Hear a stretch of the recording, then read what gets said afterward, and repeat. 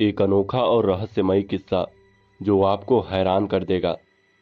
एक शरारती लड़के की जिंदगी में एक अनजान लड़की का आगमन, जो ले आई एक ऐसे रहस्य का पर्दाफाश जिसने उसकी जिंदगी को बदल दिया। क्या था वह रहस्य?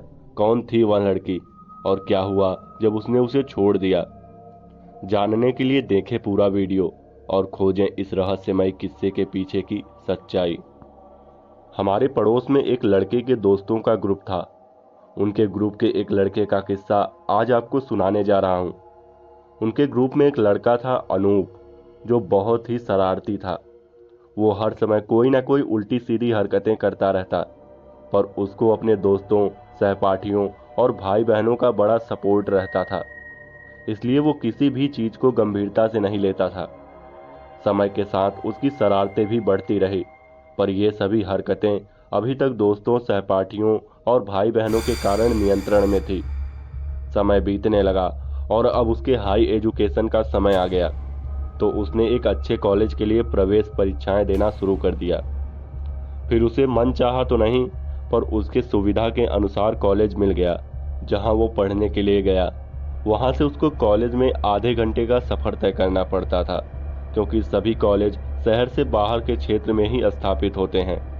वो वहां 12 बजे जाता और 4 बजे वहां से छूटता था। उसने दूरी को कम करने के लिए एक कच्चे रास्ते से जाना शुरू कर दिया। दोस्तों, अब यहाँ से किस्सा शुरू होता है।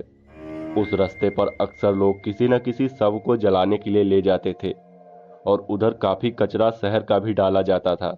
अनूप शरारती तो था ही, तो अपने दोस्तों के साथ गप्पे बातचीत में उसको काफी देर हो जाती आने में, और लौटते समय अंधेरा हो जाता। एक दिन वो उसी रास्ते से जा रहा था, तो रास्ते में उसे एक लड़की मिली।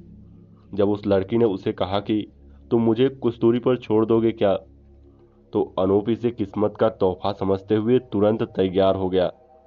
पर इसमें एक अजीब बात यह थी कि वो जहां रुकती थी, उसके थोड़ी देर बाद ही मस्जिद में अजान शुरू हो जाती, या फिर मंदिर में घंटियां बजनी शुरू हो जाती थी। समय इसी तरह निकलता गया। उन दोनों में दोस्ती हो गई। एक दो बार वो उसे घर पर भी लाया। एक दिन अनूप शहर में किसी काम की वजह से कॉलेज नहीं गया और लड़की से भी नहीं मिला। दोस्तों, जब वह घर गया, मुख्य द्वार खोलने के बाद जब कमरा खोला तो उसको अपनी आंखों पर विश्वास ही नहीं हुआ। उसने उस लड़की को वहां सोता हुआ पाया। उसके हाथ पांव फूल गए और वो पसीने पसीने हो गया। फिर कुछ संभला, इतनी सी देर में वो लड़की जग गई और उससे पूछने लगी कि आज तुम मुझसे मिलने क्यों नहीं आए।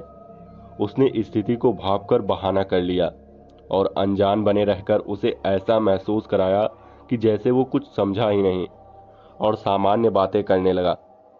अगले ही दिन वो पहली रेलगाड़ी से घर पहुंच गया और वहां जाकर अपने भाई बहनों से इस घटना के बारे में बताया, क्योंकि अपने पिता को यह सब बताने की उसमें हिम्मत नहीं थी। वो डरने लगा कि कहीं वो यहाँ तक ना आ जाए। फिर उसके घर वालों ने उसके पिता को यह सब घटना कह सुनाई। इस पर उसके पिताजी नाराज तो हुए, लेकिन फिर उसको माफ कर दिया। उसके इलाज के लिए वो तुरंत मौलवी जी के पास गए, जो कि उनके बहुत अच्छे जानकारों में से एक थे। फिर जब उन्होंने मौलवी जी को सब बताया, तो मौलवी जी ने कहा कि आप चिंता नहीं करिए, मैं जैसा जैसा आपसे कहता हूँ वैसा ही करिए। अनूप से कहिए कि वो उस लड़की से एक बार फिर मिले और उसका नाम जानने की कोशिश करे, उसके बाद ही मैं कुछ कर पाऊंगा। इतना कहकर वो वहां से चले आए। उन्होंने अनूप से ये सब बातें बताई, तो अनूप एक बार फिर से वहां गया, और इस बार भी वो लड़की ठीक उसी समय वहां पहुंच गई जिस समय पर वो रोज उससे मिलती थी। और उसने फिर वही बात दोहराई कि आज भी तुम मुझसे मिलने नहीं आए। वो उससे सामान्य तरीके से ही मिला और उसका नाम, घर का पता जानने की कोशिश की, पर नाम माधुरी के अलावा सब चीज उसने टाल दी। फिर उसके जाने के तुरंत बाद ही मंदिर में घंटियां बजनी शुरू हो गई, और ये बात भी उसने नोटिस की और मौलवी जी को बता दी। फिर उन्होंने रात भर उनकी सिद्ध आयतों से उसे वचन में बांध दिया कि जिससे कि वो दोबारा उससे न मिले। मित्रों, आपको यहाँ मैं बताना चाहूँगा कि कोई भी अदृश्य चीज वचनों में बंधने के बाद किसी को नुकसान नहीं पहुँचाती। और फिर मौलवी जी ने अनूप को एक ताबीज दिया, जिसको कभी नहीं उतारने की हिदायत दी। तो दोस्तों इस तरह अनजाने में ही सही तो दोस्तों इस तरह अनजाने में ही सही पर किस्मत खराब होने पर हमारे साथ ऐसी अनहोनी घटनाएं हो सकती हैं। तो कृपया सावधान रहें।